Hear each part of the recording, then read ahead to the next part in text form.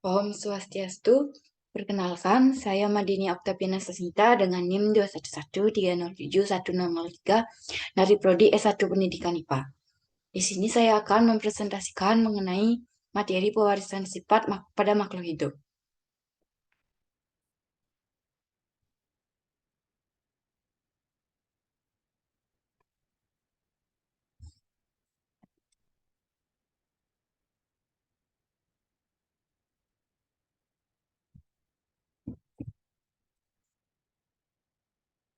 Nah, adapun materinya itu dibagi menjadi dua. Itu yang pertama mengenai materi genetis.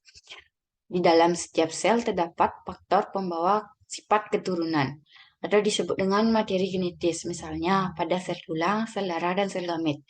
Substansi genetis tersebut terdapat di dalam inti sel atau nukleus, yaitu pada kromosom yang mengandung gen. Nah, gen ini merupakan substansi hereditas yang terdiri atas senyawa kimia tertentu yang dapat menentukan sifat individu.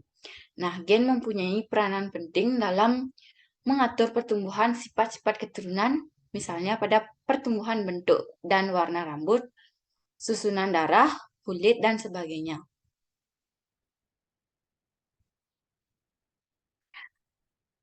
Gen. Nah, seorang ahli genetika dari Amerika, yaitu Morgan, menemukan bahwa faktor-faktor keturunan yang dinamakan gen tersimpan di dalam lokus yang khas yang disebut dengan kromosom. Gen-gen terletak pada kromosom secara teratur dalam satu deretan secara linier dan lurus berurutan. Dengan menggunakan simbol, kromosom dapat digambarkan sebagai garis panjang vertikal dan gen-gen sebagai garis pendek yang horizontal. Pada garis vertikal tersebut, karena letak yang linier dan lurus berurutan, maka secara simbolik dapat dilukiskan pula garis-garis pendek horizontal gen-gen yang tersebut berderetan. Yaitu yang pertama, gen yang menentukan sifat-sifat dari suatu individu biasanya diberi simbol huruf pertama dari suatu sifat. Nah, gen dominan yang mengalahkan gen lain dinyatakan dengan huruf besar dan resesif. Gen yang dikalahkan gen yang lain dinyatakan dengan huruf kecil.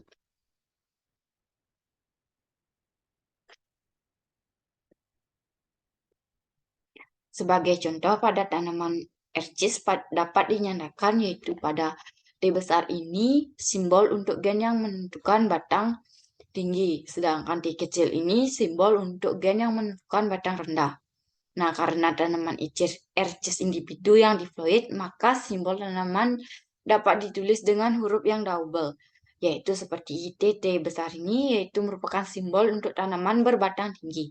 Sedangkan T kecil 2 ini merupakan simbol untuk tanaman berbatang rendah. Materi selanjutnya yaitu kromosom. Kromosom terdapat di dalam nukleus mempunyai susunan halus berbentuk batang panjang atau pendek, lurus atau bengkok. Di dalam nukleus terdapat substansi berbentuk benang-benang halus seperti jala yang dapat menyerap zat warna. Nah, benang-benang halus tersebut dinamakan dengan retikulum kromatin. Retikulum yaitu berarti jala. Mohon maaf, retikulum berarti jala yang halus. Kroma berarti warna dan tin yang berarti badan. Jadi definisi kromosom itu adalah benang-benang halus yang berfungsi sebagai pembawa informasi genetis kepada keturunannya. Nah, kromosom dapat dilihat dengan menggunakan mikroskop. Mohon maaf, kromosom dapat dilihat menggunakan mikroskop biasa pada sel-sel yang sedang membelah. Dalam sel aktif, melakukan metabolisme. Kromosom-kromosom memanjang dan tidak rusak. Namun menjelang sel mengalami proses pembelahan, kromosom-kromosom tersebut memendek dan menebal, serta mudah menyerap zat warna sehingga mudah kita lihat melalui mikroskop. Materi selanjutnya itu masih di kromosom, yaitu pada jumlah dan tipe kromosom. Setiap organisme mempunyai jumlah kromosom yang berbeda. Ada yang banyak dan ada yang sedikit. Seperti manusia mempunyai 46 kromosom dalam setiap inti selnya, yaitu 23 kromosom yang berasal dari ibu dan 23 kromosom yang berasal dari ayah. manusia juga memulai hidupnya dari sebuah sel, yaitu dengan sel telur yang dibuahi dengan sel sperma. Yang kedua itu yaitu struktur kromosom. Secara garis besar, struktur kromosom terdiri atas sentromer dan lengan. Sentromer atau kinektor adalah bagian dari kromosom tempat melekatnya benang-benang spidol yang berperan menggerakkan kromosom selama proses pembelahan sel. Bagian ini berbentuk bulat dan tidak mengandung gen. Sentromer disebut juga pusat kromosom.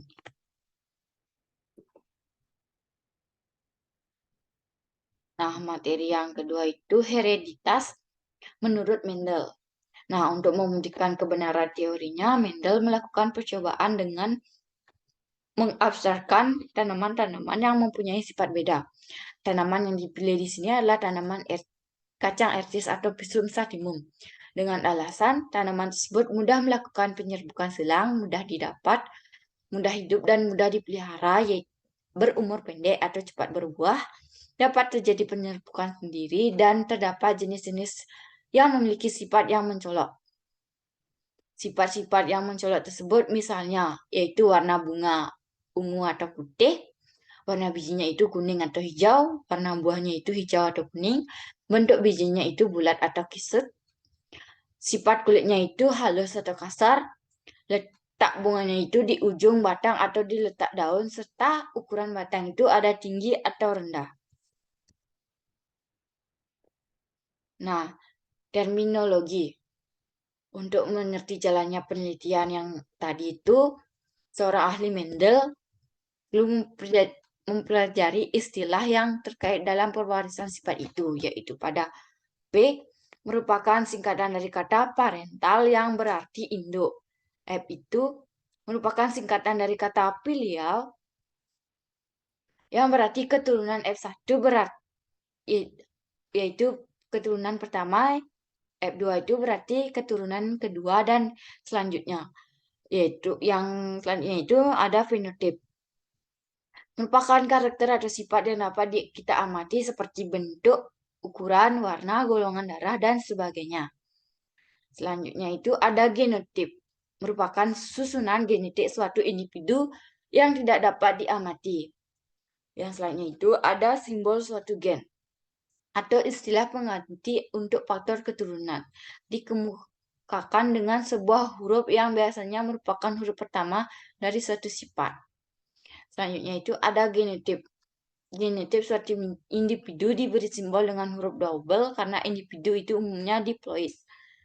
Selanjutnya itu ada homozigot, yaitu sifat suatu individu yang genotipnya terdiri atas gen-gen yang sama dari setiap jenis gen. Selanjutnya itu ada heterozigot, merupakan suatu sifat individu yang genotipnya terdiri atas gen-gen yang berlainan dari setiap jenis gen. Yang terakhir itu ada alel, merupakan anggota dari sepasang gen. Misalnya R besar itu merupakan gen untuk warna bunga merah dan R kecil itu merupakan gen untuk warna bunga putih. T besar itu gen untuk tanaman tinggi dan T kecil itu untuk gen untuk tanaman rendah. Materi selanjutnya itu yaitu persilangan antara dua individu dengan satu sifat beda. Persilangan antara dua individu dengan suatu sifat beda disebut juga dengan persilangan monohibrid. Dominasi dapat terjadi secara penuh atau tidak penuh atau disebut dengan kodominan. Nah, masing-masing dominasi ini menghasilkan bentuk keturunan pertama atau F1.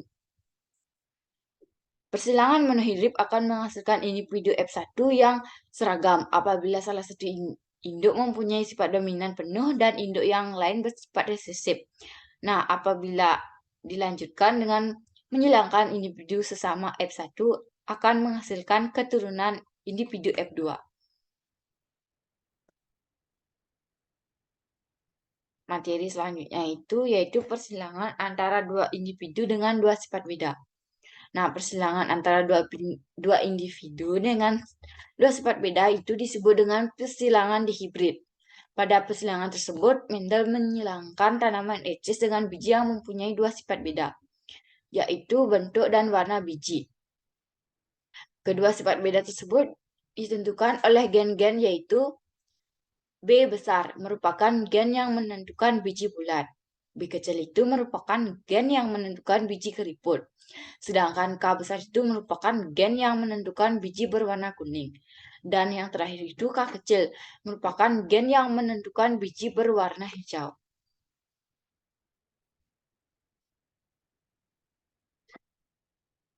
Nah, materi yang terakhir itu manfaat dari mempelajari pewarisan sifat. Nah, dalam kehidupan modern seperti sekarang ini, teknologi banyak dimanfaatkan agar kehidupan sehari-hari lebih mudah dan nyaman. Ilmu pewarisan sifat atau dalam biologi dinamakan dengan genetika, yaitu dimanfaatkan khususnya dalam usaha untuk mengembangbiakan hewan atau tumbuhan yang memiliki sifat-sifat unggul.